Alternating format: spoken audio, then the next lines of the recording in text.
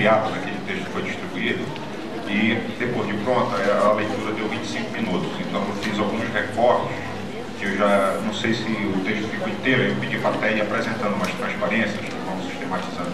De qualquer modo eu lembro que eu tenho aqui o sopro da minha cirurgia no texto. O conceito de comportamento encoberto é introduzido.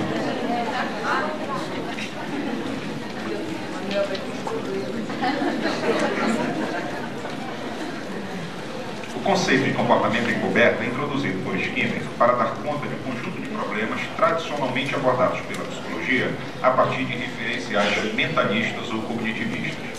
Aí estão incluídos o pensar, o atentar, o ver e tantos outros fenômenos admitidos como formas de ação do organismo, mas raramente interpretados com os conceitos de uma ciência do comportamento. Ao rejeitar a dicotomia físico-mental e o critério de verificação pública que a TEI colocou, Skinner se propõe a interpretar esses fenômenos enquanto comportamentos, com uma única especificidade, seu caráter privado ou encoberto. Dizer que aquelas ações do organismo podem ser interpretadas enquanto comportamentos implica afirmar que se trata de eventos, primeiro, dotados de dimensões físicas e, segundo, funcionalmente relacionados a contingências de reforçamento presentes no ambiente com o qual o indivíduo interage. Nesse sentido, o pensar é um fenômeno comportamental tanto quanto o andar, por exemplo. Não há necessidade, então, de uma definição especial para o conceito de comportamento encoberto, exceto que se trata de comportamento executado em escala tão pequena que não é visível aos outros. Apesar da aparente simplicidade da definição de comportamento encoberto, ela dá origem a um conjunto de questões que eu vou tentar ir abordando aqui. Uma primeira delas é com respeito à aquisição, como que nós aprendemos comportamentos encobertos. Nas ocasiões em que Skinner trata da aquisição de repertórios encobertos, ele geralmente se refere a respostas adquiridas inicialmente de forma pública ou aberta, em que apenas no momento posterior retrocedem ao nível de comportamento encoberto ou meramente incipiente. Um exemplo claro disso é o comportamento verbal encoberto, que nós aprendemos primeiro de uma forma aberta e depois emitimos de forma encoberta. O pensar é outro exemplo clássico de comportamento encoberto, que pode ser encoberto, mas ele não se confunde para Skinner com comportamento verbal encoberto. O pensar, para Skinner, pode ser um conjunto de comportamentos preliminares emitidos em situações de resolução de problemas, nas quais não há possibilidade momentânea de emissão da resposta capaz de produzir o reforçamento. As respostas preliminares, quando funcionais, produzem mudanças no ambiente ou no próprio indivíduo que tornam possível a emissão da resposta solucionadora. Também o pensar é adquirido inicialmente de forma aberta. Por exemplo, quando aprendemos a ensaiar um movimento no jogo de damas, nós aprendemos a fazer isso de forma aberta e apenas sob outras contingências passamos a emitir essa resposta de forma encoberta. Um outro ponto é a questão da manutenção. Uma vez adquirido o comportamento de forma aberta e tendo esse comportamento retrocedido a um nível encoberto, como ele se mantém? O Skinner, nesse caso, fala de duas possíveis fontes de controle que garantem a manutenção do comportamento encoberto. Primeiro, pode ser que a resposta fique sob controle de consequências privadas. É o que ocorre, segundo ele, no caso do comportamento verbal. Então, a emissão do comportamento verbal a nível encoberto produz alterações no indivíduo que emite essa resposta, são capazes de manter a emissão da resposta. Na outra alternativa, a resposta é parte de uma cadeia comportamental e fica sob controle das consequências ambientais que se seguem à segunda resposta, ou tal comportamento consumatório. Isso é o que ocorre, por exemplo, com o pensar. O que mantém o pensar numa situação de resolução de problema, você tem duas respostas encadeadas, o pensar sendo a primeira resposta, ele pode ser emitido a nível encoberto e o que vai manter essa resposta é a consequência, não imediatamente uma consequência direta desse comportamento, mas a consequência que se segue ao outro comportamento que foi tornado possível por esse comportamento encoberto.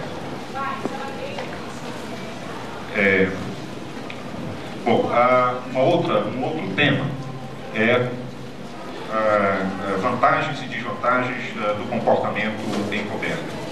Há circunstâncias em que o comportamento encoberto é claramente mais vantajoso para o indivíduo do que a forma aberta. Algumas vantagens citadas por Skinner são as seguintes. Primeiro, nós podemos agir sem nos comprometermos. Isto é, podemos emitir uma resposta sem sofrer possíveis consequências negativas que resultariam de sua emissão de forma pública. E uma segunda vantagem é que nós podemos cancelar o comportamento e tentar novamente se as consequências privadas não forem reforçadoras.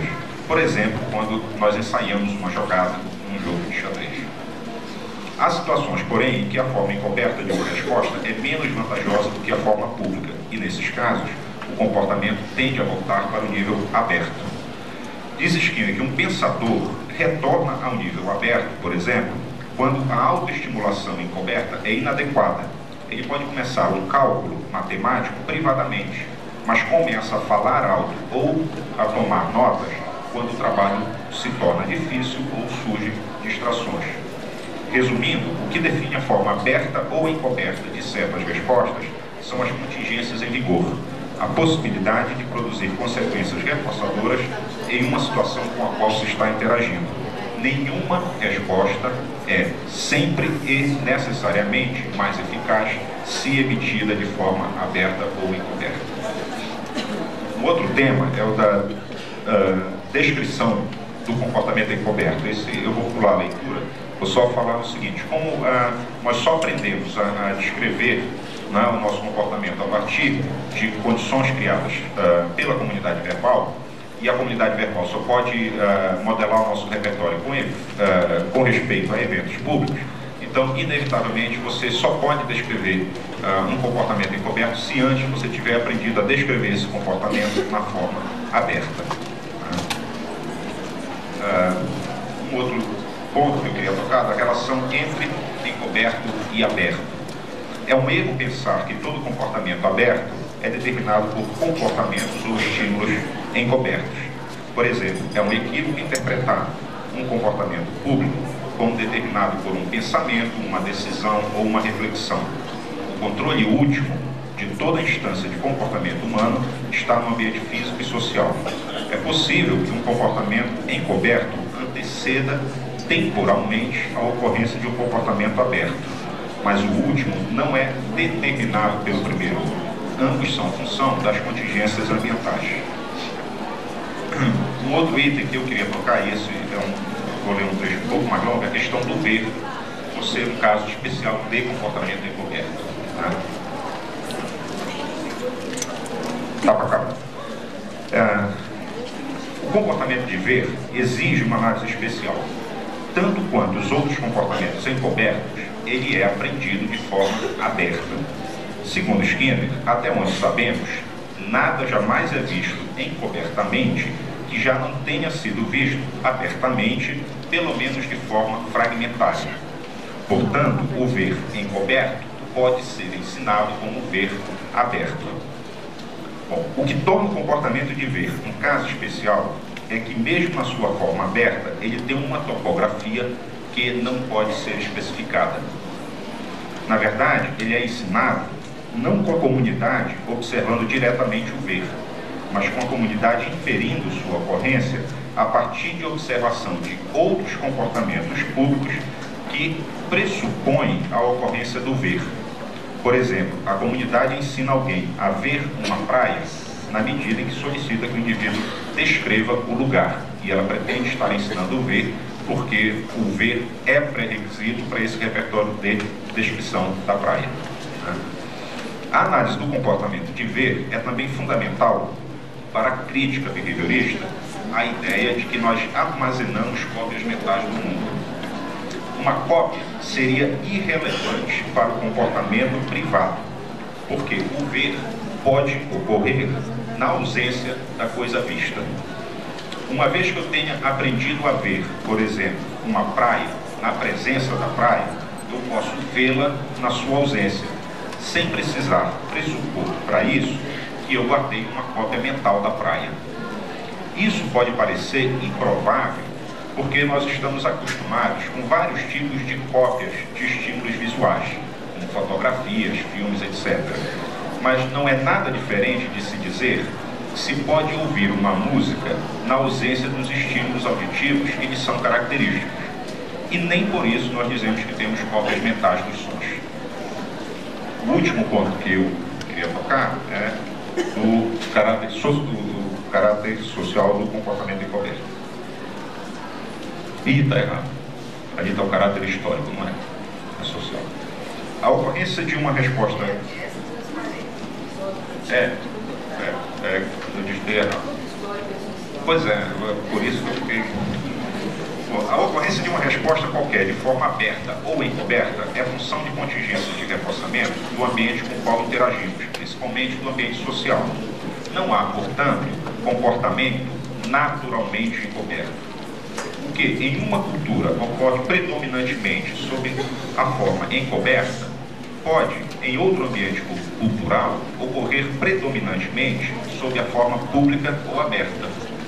Na cultura ocidental, por exemplo, a chamada leitura silenciosa só se tornou predominante a partir do final da Idade Média, com a separação entre vida pública e vida privada.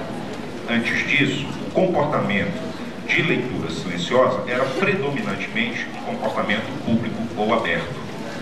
Quando se fala comportamento encoberto como função de contingências de reforçamento eminentemente sociais, é importante entender que estamos falando da relação entre comportamento encoberto e práticas culturais.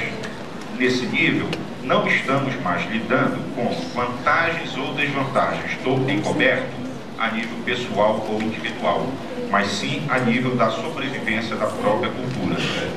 Ou seja, alguns repertórios comportamentais podem subsistir predominantemente a nível encoberto, não porque são mais funcionais enquanto tal para o próprio indivíduo, mas porque estão sob controle de contingências relacionadas à sobrevivência de uma cultura e das práticas que lhes são características. Nesse caso, não apenas não podemos naturalizar o fenômeno do comportamento encoberto, como precisamos refletir sobre a própria cultura que o propicia e o modo de vida que esta cultura está produzindo ao estabelecer limites muito estritos para que grande parte do repertório comportamental humano possa ocorrer a nível aberto. Obrigado.